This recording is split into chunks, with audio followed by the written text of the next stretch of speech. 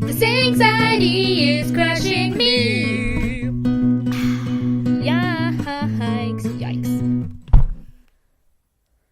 I just got a text from Tony and all it says is a body bag. And I don't remember what we were talking about. Oh my god. A body bag. Maybe you were like, what do you think you should bring to House at the Cats? And then he went, a body bag. Mm. But why would you ask him what he should bring? Yeah. That's... What do you think you should bring to take care of my cats? No, what I asked him was like, what do you think I'd look best in? And then that's what he responded with. Oh, God. Yeah, he's so dark. We should not let him in the house. I mean, like, that is something Tony would reply with. So. Yeah, that's why we shouldn't let him in. Tony, we love you. You're not bringing us down. Tony, we love you. You're a sad little clown. Doesn't like he a listen? drug on a horse. I can speak in some Morse. Boop, boop, boop, boop, boop, boop, Boop boop, beep boop, boop beep boop beep boop beep beep boop beep boop. Imagine if it started doing that. It was singing, and then it just suddenly became Morse. Yeah. It turns into the UK hit TV show Morse. I knew. Isn't Morse's first name Endeavour? Because didn't they do that prequel show with the guy from that one episode? Endeavour's running at the moment, but I can't remember if it's his first name or if it's not his last name. Well, I'm wondering if it's his middle name. I can't remember. Oh. So he's like Reginald Endeavour Morse. I'll just look it up. Why would they name it after his middle name? I don't know, man. That's true. You didn't write it. Yeah, I didn't. I wouldn't have been alive at that time to write that hit TV show that, you know, the writer obviously put their heart and their soul into. I wouldn't have written that. Did you write Inspector Morse? Oh no, it is his first name. Yeah. Yeah. Crazy first name. Endeavour Morse. That's a weird first name. Yeah, but how distinctive is it? That's amazing. Right, but it's also like the main show's not called that. Yeah, but that's why they called him that, so they knew a prequel show was coming. They knew it. They were like, just in case there's a spin-off show made in 2016, we should call him Endeavour as his first name. And they're like, that's a great show title. Anyway, let's work on Morse. Actually, Morse is a really good detective name when you think about it. It's cryptic. I mean, Morse isn't necessarily cryptic because you can crack that cryptic code very easily. Well, it's not really a code. Like, I mean, it is Morse code. Right.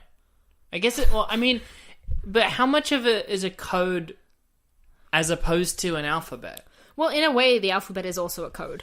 That's what I'm saying. Like, yeah. What's the line? Well, we don't use it in everyday language. Right. Maybe we don't speak it. We could. I'm voting we do. Beep, beep, beep, beep, beep, beep, beep. But also, we don't speak the alphabet in everyday language. Well, we use it in our language. No, I know, but I mean, like... We don't use the beeps. But because it's just written down, and so it's like the dots and shit. I'm saying we could do that. But how would we verbalize it? Well, we could verbalize it the same way. Say beep, boop, beep. No, we could still verbalize it the way we do now with like letters. Hey, hello. Yeah. Because they're just symbols that represent the noise. Well, they're symbols that represent the letter. No, it's the noise. It's maybe that's what the difference is, because like alphabets are semiographic, where like it represents a noise. Yeah. Whereas Morse code doesn't do that. It's every single letter. Yeah. If you do an S, it's 3 dots. If it's a sh, it's 3 dots, and then the one for the H. That's what I mean. Does that mean it's not a language because it just represents other letters as opposed to a sound? I think so.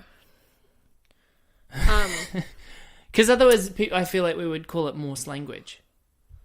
Yeah, no one speaks that. The best comparison of Morse, if it was a language, could potentially be Braille. Because Braille is a series of dots representing like a letter. But I'm not sure at all how Braille works. Well, notice how it's always called Braille code. Because like no one speaks Braille. It is a code because it's something that you can only understand by touching each letter. Side note, I love Inspector Braille. Detective Braille. Just to mix it up a bit. It's my favourite French show. Detective Braille. Hello. Hi. Welcome to Anxietea.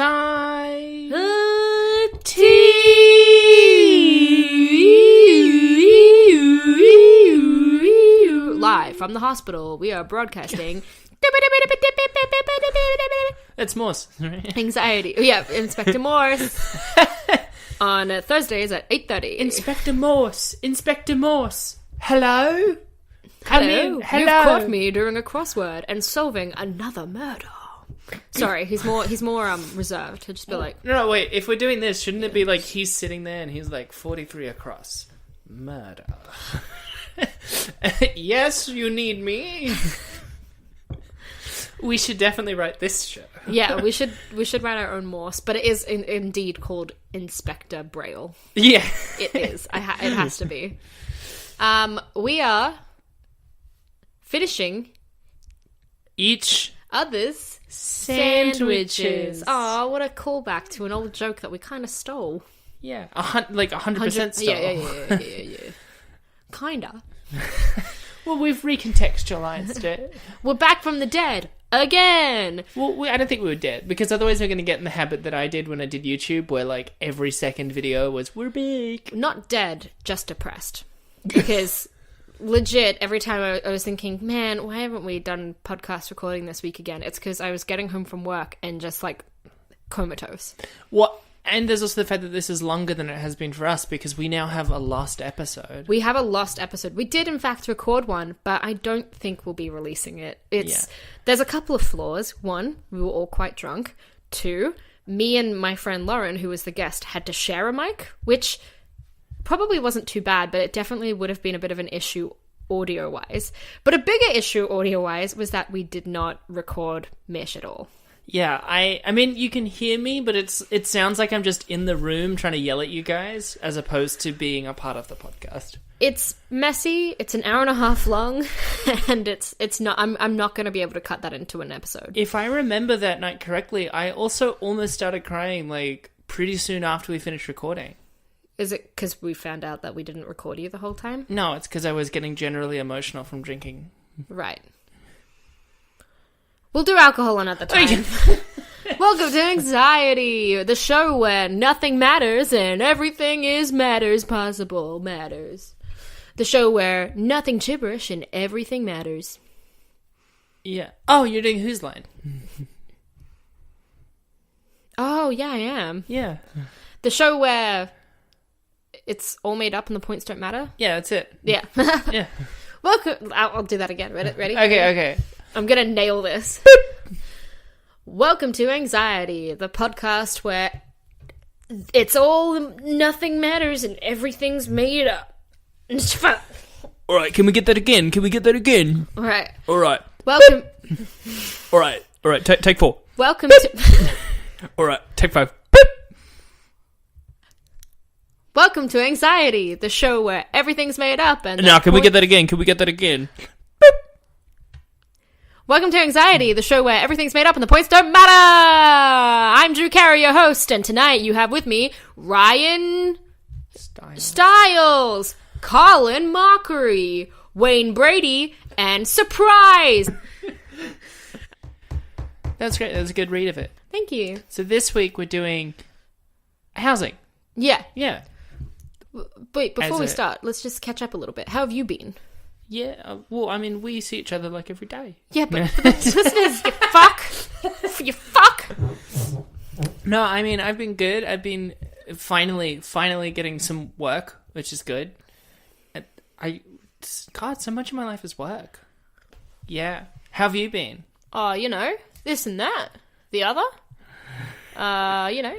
Literally the highlight of my last couple of weeks has been just reading Bill Bryson. Yeah. And I only started doing that 2 days ago, so that's how bad the last couple of weeks have been for me. I mean, on a similar note, my main activity outside of work has been Stardew Valley, but my farm is so good. I don't know, I've been very depressed and very sad, and I didn't realize how bad it was until the other night where I was just lying in bed and then I just started crying.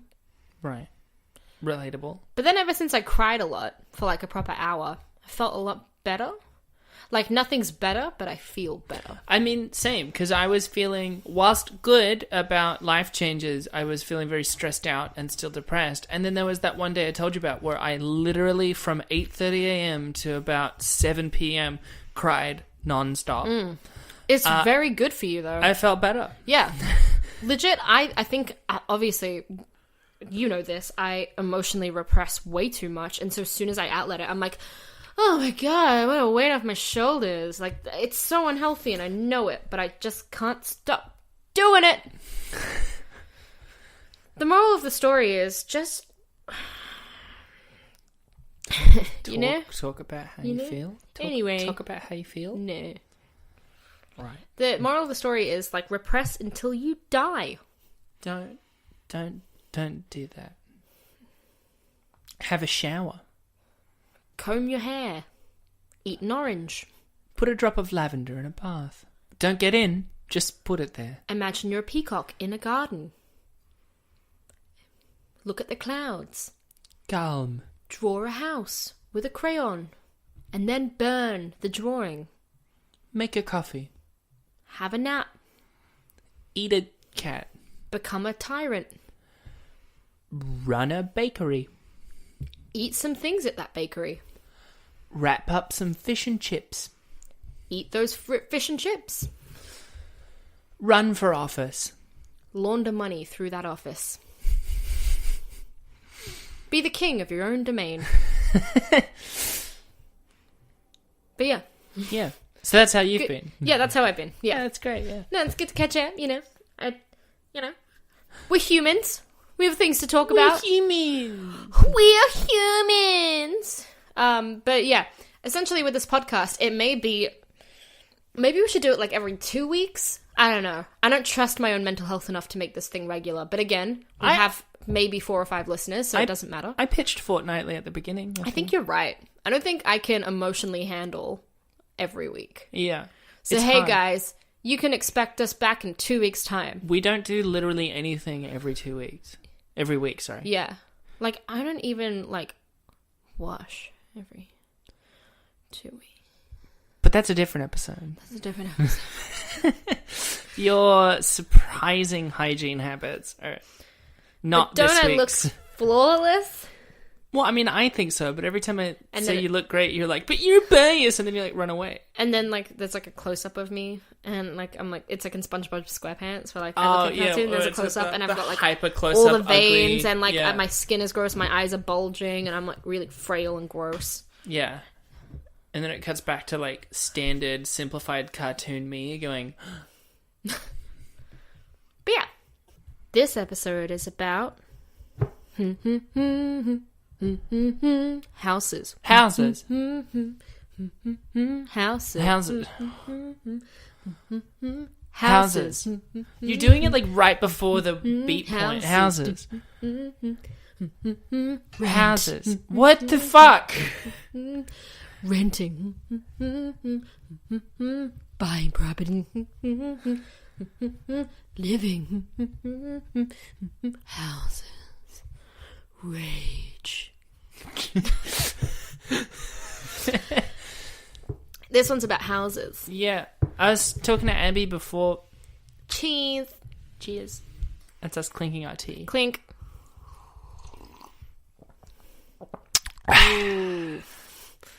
Gonna be lowering the gain on that section.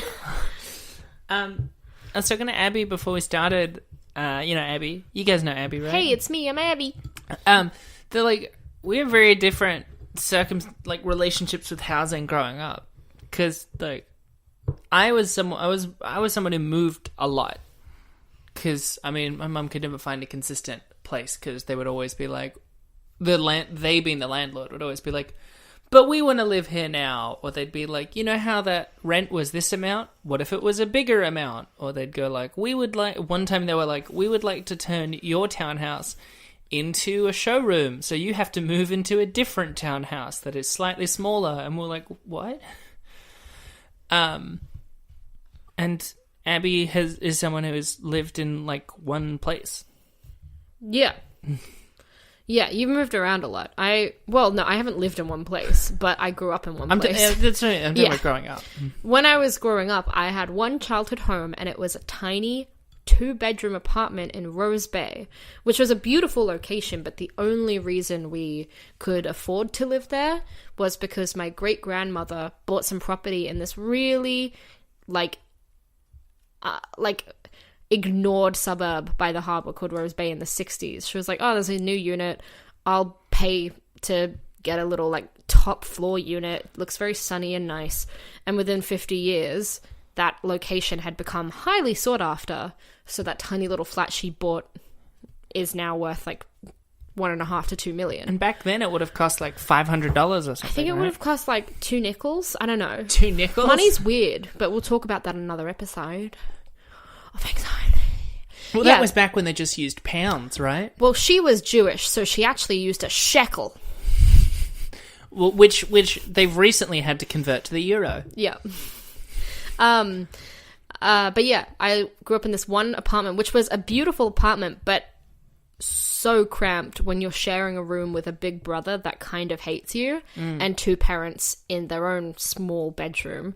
You have this one, we had this one tiny living room and a kitchen that turned into the living room. It was a really small flat. It was a great flat, but very small. Yeah. But I am very attached to that unit because that's where I did all of my growing up. Yeah. My bedroom was so small growing up that I had a loft bed and my brother had Wait. Start again. My bedroom was so small when I was growing up. How small was it? Really small. I hate it when you do that. I don't know how to respond. What do I say? Answer it. Yeah, but you're never satisfied. That's not true. That's not true. Don't do this. Never happy with me. Don't do this. Never cared about me. Don't do this. Oh, okay, I won't. Great. I'm glad you said that. Could have gone really south. It was a really tiny... I grew up in a really tiny bedroom. It was so small that I had to get a loft bed so that I could just be in a separate height to my brother when I was asleep because it was such a small room. And it was a squeaky, awful, IKEA loft bed. But, I still loved my apartment. But yeah, I grew up in one area, in one house, with my nuclear family. They were really radioactive. Rose Bay is known as the nuclear capital of Rose Sydney. Bay, more like atomic bomb. Bay. Oh. Anyway, I grew up in my nuclear family in a very nice flat. So yeah, we had very different housing situations growing up. Yeah. Because you were also talking about family, and I lived with my mum and my Down syndrome sister. So, also not with my dad, nor with either of my half brothers. It was a very different sort of family and house situation. You had a whole different childhood to me. Yeah. But in terms of housing, you had to move around a lot. I was lucky that I got to stay, but that meant that when I moved out for the first time, I found it really scary. Living in Canterbury, that apartment was great. But it was definitely necessary. Well, yeah, but that's what I mean. We never had housing security ever because we always had to move. So, when I moved out of home, it was this is just moving again. Yeah, when I was growing up, I never thought about housing security. But when I was a teenager and I could not wait to move out because I was in a tiny apartment, very suffocated. Yeah. I love you, Mum and Dad. I wanted my own space, but I also had this vision when I was 15 of how I would live when I moved out, and it would be in a really cramped apartment again because that's all I was used to. I've never liked the idea of a big house. Too many murderers can hide in my bathroom and I'd never know. But I always imagined myself in this cramped little studio, but it was all mine. Yeah. That's what I want. I really wanted a space that was all mine. Everything in there was mine. Everything was decorated the way I wanted. But then I moved out of home and I was just I need a place with space, which is really hard to find in Sydney. Sydney is its own topic when it comes to housing because it's expensive. Yeah. Well, that's why, I had also imagined, living in an apartment either by myself or with a roommate. And even though they keep building fucking apartments in Sydney, they're only building luxury apartments. So, the only affordable places are houses that are too big to sustainably keep up the population of Sydney considering how many bedrooms they have, and then you share them with a bunch of people. Housing is really upsetting in Sydney. Like, we are in, obviously, a housing, not crisis, but we're definitely in a housing bubble. We're approaching a housing crisis. Yeah.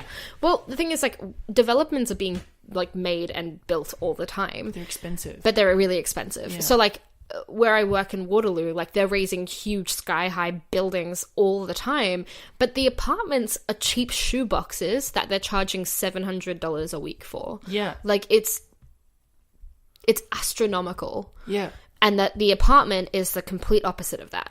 It's tiny. Yeah. And it's modern and cold, and it has this awful balcony, and it's a studio, but really it's a kitchen, which is a wall of cabinets and a sink. Yeah. And like a space for a tiny fridge, and then you have an open room to put in a dining room and a couch and maybe a bed in the one tiny little cupboard bedroom that you're given. Yeah. It's awful.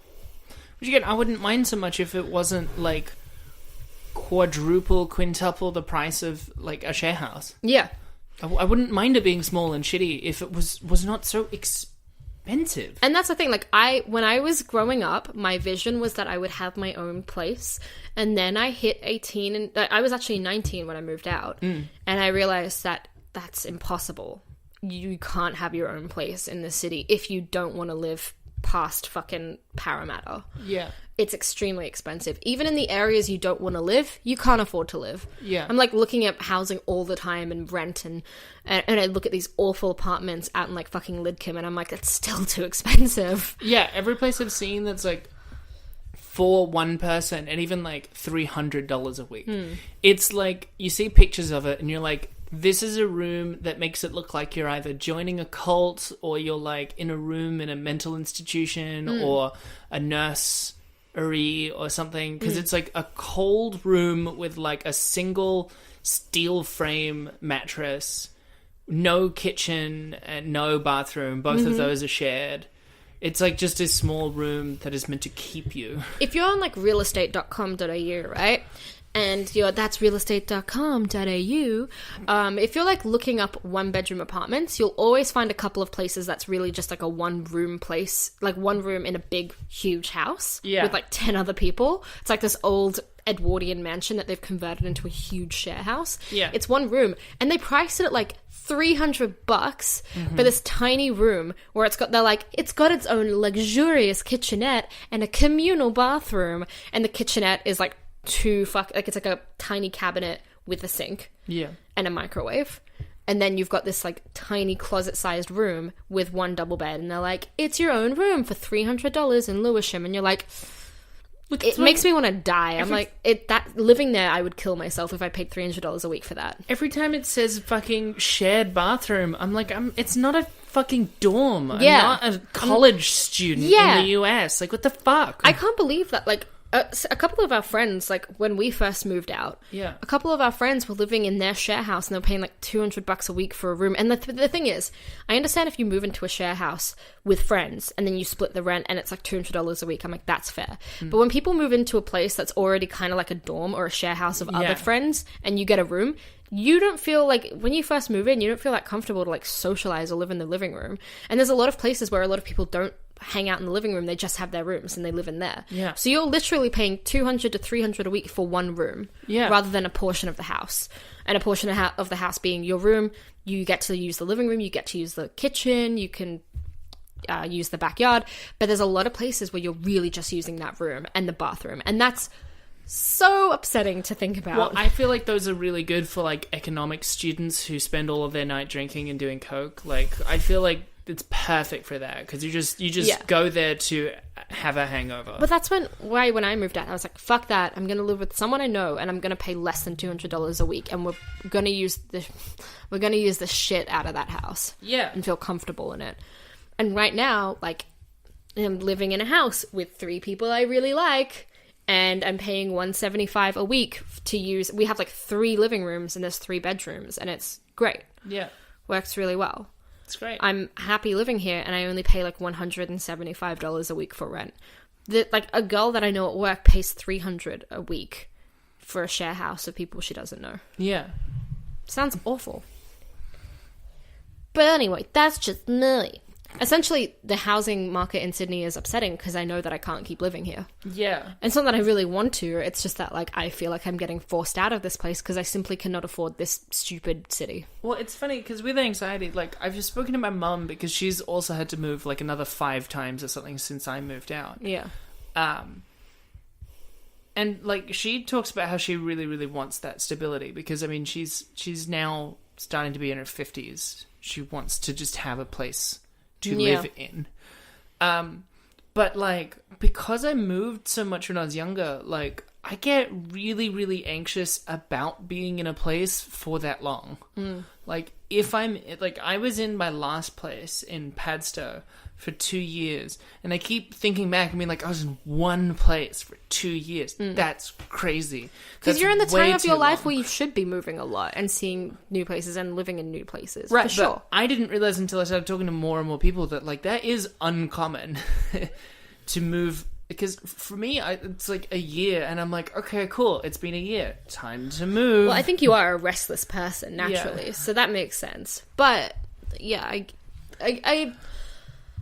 I'm kind of getting the feeling, like, that feeling now. I mean, like, I've been living here for 10 months, and I'm kind of like, it's not that I'm, like, ready to move, but I do keep being like, yeah, I know this area pretty well. I'd love to live in a different area and have a different drive to work and have a different local shop. But I get really anxious about the fact that, like, it's really hard to reconcile that feeling with being in an industry that requires lots of contacts and building up your network, right? It's not like when people say a web designer or something, or a consultant, and they can move to a new place and they can do work remotely. Like, they don't even need to be anywhere specific. I need to be near people I know to get work. Yeah. And, like, but the whole way I feel about houses is like, all right, it's been a year, let's move. And if it were up to me, it would not be to new areas of Sydney, it would be to new cities. Like, it'd be like, okay, cool, this is a great opportunity to just move. But I can't, and that's frustrating and makes me feel really anxious. Well, because, like, if, say, I moved to Vancouver, which we talked about, right? Then in terms of my editing career and my teaching, like, I'd have to start at square one, really. Because I don't know anybody, and nobody hires nobody hires above entry level unless they know somebody, unless they know that person. So I would kind of have to just start at the beginning again. I don't have enough experience to kind of skip that stage in a new place. Exactly. Moving to a new place is terrifying. You don't know anyone, unless you do know someone, and even then you're relying on, like, 1 or 2 people. You don't know anyone, you don't know the city, you don't know how it works. But you have to start from scratch. I love all of those things. I'm fine with all of those things. It's specifically the inability to advance my particular career.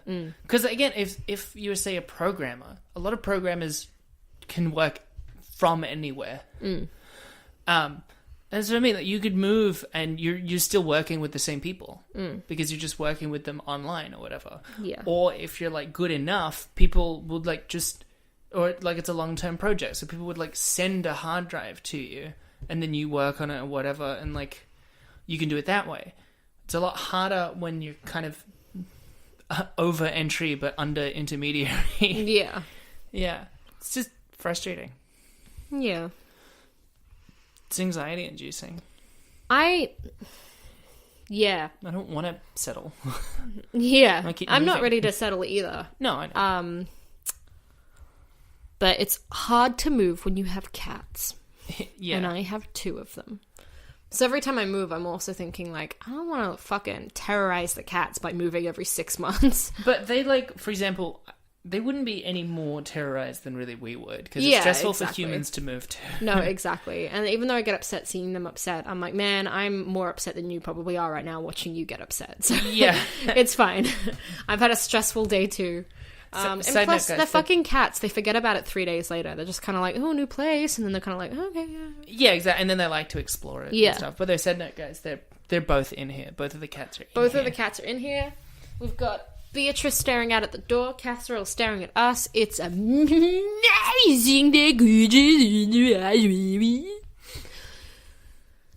The frustrating thing about housing, apart from the price, is the instability when you rent. Like, inspections landlords sending you weird emails like I got today, where they basically said, you are $0 in arrears. When you started your tenancy agreement, you agreed to pay your rent on time. Please pay $0 as soon as possible. I was like, what? Well, but it's needlessly aggressive. The good news is can do. And to be honest, my anxiety is so heightened by the fact that I rent, because obviously you get contacted by the real estate every couple of weeks being like, you have a bill to pay. This is your monthly statement of something. Yeah. We're going to do an inspection. Or like when we first moved in, they weren't receiving our payments properly. So they were really on our arse a lot, being like, you haven't paid. And we were like, yes, we have. It's super anxiety inducing because all these people have the power to throw you out. Yeah. And right now, like, we finished the lease and now we're just kind of like on an ongoing contract thing. Like we don't have an end date or a start date. Yeah. Which is scary because it means that either on one hand, we can just leave whenever, but on the other, they can throw us out whenever. Yeah, but this is what I mean about a different growing up with housing experiences, because that's, for me, how it's pretty much always been. Yeah. It's so many places I've been to, they just end up defaulting to the month to month. And it's really worrying. Like, I understand why people buy property. You want that stability. Yeah. You want to know that where you live is yours. You can do whatever you want to the house. If there's an issue, you can fix it. And no one can, like, you'll always have a home. To me, by the way, that's such a foreign concept. The idea of going like, I want to do something to that wall and then you can do it. That sounds nuts. Yeah. That sounds so crazy. I would want to buy a house just to be able to go like, I can smash a hole in the wall and it's fine. It's my house. When I went to Melbourne, I took my friend Lauren, and she liked it so much that she wants to move there because she wants to fuck new people. That is one reason to move. She really loved Melbourne, and she was looking at rent for a little while, and then she kind of just said like, oh, I'm actually like looking at property to see if I could buy it. And I was just like, wow, you'd buy... Well, for her, wouldn't there be a second home? Well, yeah, I was just like, I've never thought about that.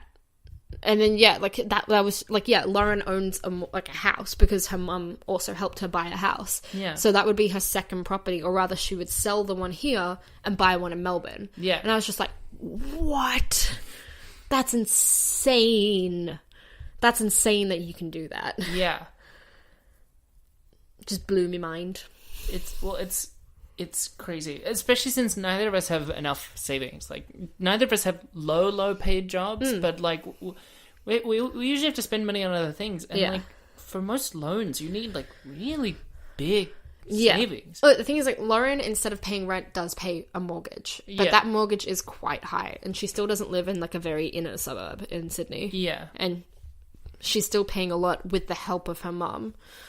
So like, it's not like it's easy for her, which it disheartens me a little bit more, because I'm like, she gets help from her mum and it's really far out, and she like, I still couldn't afford that. Like, yeah, I've never felt like I've had any hope of buying property in Australia. Well, because neither of my parents own property, and like, it's to me, it's never ever, it's not crossed my mind as something that I can do, unless I become wildly successful, which is the plan. Yeah, my whole hopes of having money is hinged upon being successful at the things I'm trying to accomplish, which is like a really minuscule chance of success. But I'm trying. You can't fail if you don't have a backup plan. I've said that to people before as well, by the way, where I've had to confess to people, I'm like, I want you to understand, I do not have a backup plan. Yeah. If this doesn't work, then I guess I'll just die. Yeah. Like, literally, it's not... Today, I was speaking to this lady who was a teacher, and I was mentioning my parents are teachers, and my brother is a teacher, and she was like, oh, you're the black sheep of the family. And I was just like, oh, yeah, I had other ambitions. And she was like, what are you interested in? And I was like, film. And she was like, risky. And I was like, yeah, I know. But it's not that risky compared to a lot of things that people don't deem risky. Like, even things like going, like, if people like, I'm going to go into business, that's super risky. Yeah. A lot of businesses fail. Yeah, exactly. A lot of people are like, I'm going to study economics, and then they can't be an investment banker or whatever. A lot of people fucking study all this stupid bullshit, and it's actually quite hard. Being a lawyer is actually a job. Like I was reading one of those articles that is talking about jobs that are going to be lost to automation, and lawyers is one of them. Because most lawyers just do like the research at the beginning, not the stand in the courtroom bit. So like all these people are getting law degrees, but there's going to be less law jobs. That's more of a risk. Wow. Whereas creative jobs are not going to be lost to automation because we don't have AI that's capable of doing those jobs. That's true. Fuck you, AI. And I was talking to students about this. The problem isn't a lack of jobs in the industry. There's tons of jobs in the industry. The problem is that all the entry-level jobs aren't found by people going onto Seek.com or Grapevine or Facebook and going, I need an entry-level person. They go, I need a supervisor, and then the supervisor goes to their Rolodex of like 100 editors they know, their database, and goes like, which one of these people can be all the entry-level jobs? Right. So like, once you get past entry-level in the industry, you can have a perfectly great career your whole life. It's just getting past that entry level. And also like, you're on a different end of the creative film industry that I want to be in. Yeah. You're in the right now you're working in the post side of things where there's a lot of like actual physical jobs that are needed. Like people are hiring editors because they need you to come into an office and edit for a bit. No one needs that with a screenwriter. Well, that's part of what I mean in that like it depends on what your goal is, right? Like if you want to work in film or work in books, work in publishing, work in any of those industries, there's absolutely work there. It's not that much of a risk. Where the risk comes is you want to be a writer or you want to be a director, because those there are only a few jobs because they're the top end of those chains. So yeah, those are hard. Like I'm in post-production. It's not what I want to do. I'm in post-production because there's work. Which was smart. Thank you. And I wish I had done it, but I'm not a good editor. Well, I wasn't a good editor. You are a good editor. No, I'm now. I wasn't. I got better because of practice. You've always had a knack for it. Anyway, bad tangent. I mean, good tangent, but bad tangent. Back to housing. Oh, yeah, back to housing, yeah. Fuck that. Bitch, I'm gonna live on the sand. By the water. Drink in the natural air. Have a swim. Eat a coconut, bitch. I'm singing a Muse song. Fuck, Muse came into the podcast again. But it wasn't me. I know. It was me. It was you you're looking for. But yeah. Housing is unstable here. It's overpriced here. It's really gloomy if you go onto realestate.com.au and you look at studios and like anything affordable is the most disgusting, grotty dungeon you could ever fathom in your mind. It's like, it's got like these dirty carpets, a moldy wall, no natural sunlight, one barren window above the kitchenette, which again is a little sink and a cupboard. Hey, don't speak too loudly. The people who live below us literally live in that sort of apartment. Hey, they've got it good, all right? Like, I've seen worse places. I don't know. Like, I walked in and I was like, this is... Because it's all brick with, like, no actual light coming in the windows because it's underneath a balcony, like... It's literally a cave. Yeah, this is a great example of what we mean by Sydney housing. So in this home, this is like an old kind of, I think it was like an old Federation house. Just looking at the ceilings, it looks kind of old. But then the front has been redone in this grotesque, like, beige brick. And then you go through the older bit of the house and they've expanded it. And it's like all open at the back with tiles and like a bigger living room, big balcony, laundry, kitchen. Great big house overlooking the backyard. Obviously, this house had a basement that you could walk down some stairs into, and it was also probably a garage. Well, I think it was laundry because it has those taps. Yeah, and stuff. That's right. Yeah. It was like an old laundry and basement, not a garage. I think the whole driveway was just the garage. Having seen it, they very half-heartedly converted into a kitchen. Very half-heartedly. Well, basically, they took that old basement and that laundry, and they've tried to turn it into a one-bedroom apartment. So it's got a cement floor. It has brick walls. It's very cold, I am sure, in the winter, and probably a bit suffocating in the summer because it's not designed to live in. It's the gloomiest place. It's got windows along the side, but barely, and it has these like sliding doors that go into the back garden. So I can't imagine how much they're charging for rent, but I'm guessing it's about $400 a week for that one-bedroom place. Possibly more. Which would make it more expensive per person than we're paying. Exactly. That's it's crazy. bullshit. Yeah. Also, when we moved in, there's a garage attached to the house, and we kind of assumed that we would get that. And then they were like, hey, if you want to use the garage, it's an extra $40 a week. And we were like, no, there's parking on the street. We won't do that. Yeah. Because that would increase our rent by $10 per week for one garage. Yeah. No. Yeah. And then, so what happens now with the garage is that it's closed, and that's it. It's just closed. It's closed and no one gets to use it because the landlord is selfish. I hope they don't listen to this podcast. And that's the tea, henty. Fenty? Oh. Also, there's that great Australian comedian Tanya Hennessy. Every time I see her last name, I think of like, oh, Henny, and it's like, you would do that with her. Yeah, that's great. I'm glad I can contribute with humour. Start your engine. This is like a really gloomy ghost that loves RuPaul's Drag Race. He watches it in the corner with you. RuPaul's Drag Race. Start your engine. Well, this Boo I guess Paul. Boo Paul. Boo Paul. Well, I guess this is Halloween. Yeah, this is our Halloween special. Well, shouldn't we do that on Halloween? Oh, yeah, right. But yeah, Sydney is really good at extorting the most amount of money out of the tiniest amount of space. And when I think about where I'm going to live after this, I'm full of dread and fear because I don't know. And I don't know what place I'd be able to afford. I don't know where I'd live. I don't know where I'd go from here because everywhere is hard to find. When we moved into this place, I had searched, well, like, we'd all searched pretty hard. Yeah. And I went to like 5 inspections on the same day, and this is the only place, and that was in one day. I went to a bunch of different inspections over a couple of days, and out of like 10 to 12 to 15 places we applied to, one accepted us. And just also, I just want to live in a place where I can ride a bike. But Sydney is hilly. Not all of Sydney. Yeah, a lot of the inner bits of Sydney are hilly. But there's bike paths in place. The main thing is not the hills, it's the lack of bike paths. Yeah, we don't like bikes. We like broom broom cars. Hills are okay because I can just get off, but when there's no bike paths, it means that I'm just like on a fucking highway on a bike, and every car on earth either hates me or drives at 100 kilometers an hour next to me. And I just cannot take it. Yeah.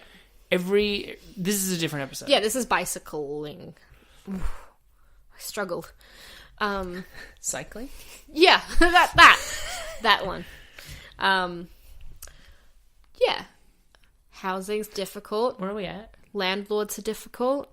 Real estate agents are difficult. Finding a place is difficult. Moving into places is difficult. Feeling anxious about staying in a place is difficult. Feeling restless, but also feeling too committed to a place is stressful when you're renting. Rent prices are stressful. Roommates can be stressful. Housing is terrifying. I'm happy with where I am living right now. I like my room and I like the house.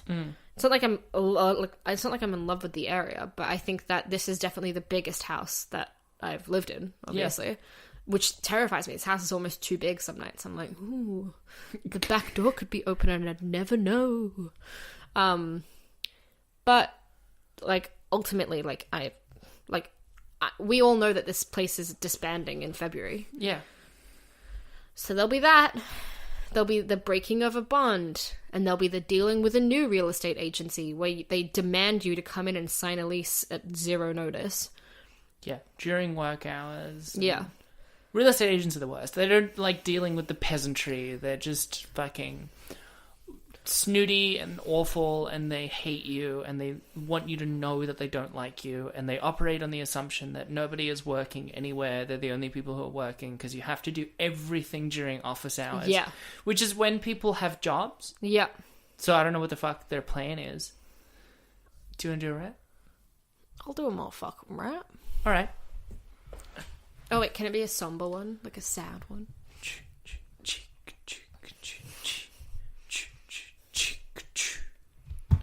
Housing is the worst. The worst, but then You can't just do tender.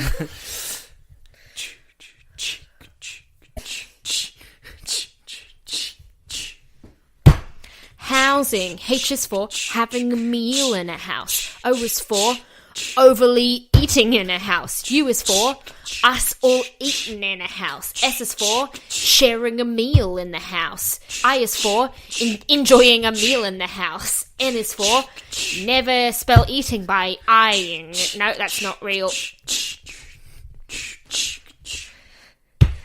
N is for noshing on some food in the house. G is for grabbing a bite in the house. Always eat. Never stop eating in your house. Fill it with some garbage. Now you're hoarding in your house. Collect that garbage. Store it up in boxes and in some plastic bags. Keep it piling. Keep it in your front garden. Don't stop hoarding. Don't stop hoarding. Sincerely yours, me. Fuck. I'm out of practice. Yeah. Well, because the last two ones were singing as well. Yeah, that's true. I really lean into singing because I'm not a good rapper. And I'm not a good singer, so it's a lose-lose situation. But here, I've got a great song that I just made out.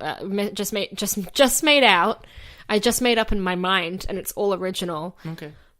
I can never make it in your house. You can never make it in mine. We're gonna get sued even so if you hard. Were. She's dead. It's fine. It doesn't mean I drop in and out of time, just like a circle round the sun.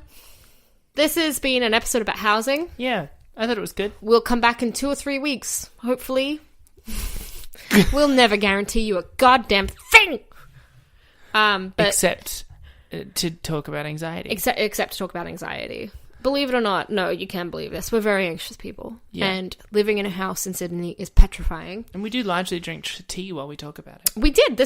We drank some peppy tea. Yeah. Eddie Peppy tea. Peppy tea. Eddie Peppy tea. Peppy tea. Eddie Peppy tea. But yeah. Peppy tea. We'll be back soon. To talk about other things that make us anxious. That's the format of the show. You should know this by now. Yeah.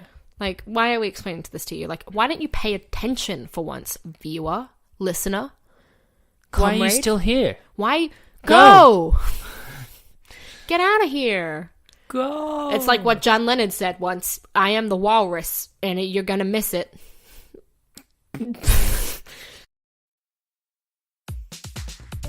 Socks. Have you ever wanted a new pair of sparkling, pristine socks, but you... Hell yeah, I have! But you just didn't know where to find them? Hey, you should come down to Soxophone. Wow! We sell socks, and sometimes maybe a phone. Hey Mom, look at all these socks! Can you just be a bit more quiet? No! This is my standard style of talking! I've got 30 more seconds to fill. You want a sock? Like, you've got 2 feet. Why don't you get 2? We'll do a 2-for-1 deal where we'll charge you for 1 pair of socks, but we'll call it a 2-for-1. That's radical! We're located on the corner of Hardy and Derby Street. I'll skateboard down! You know where we are. Thank you.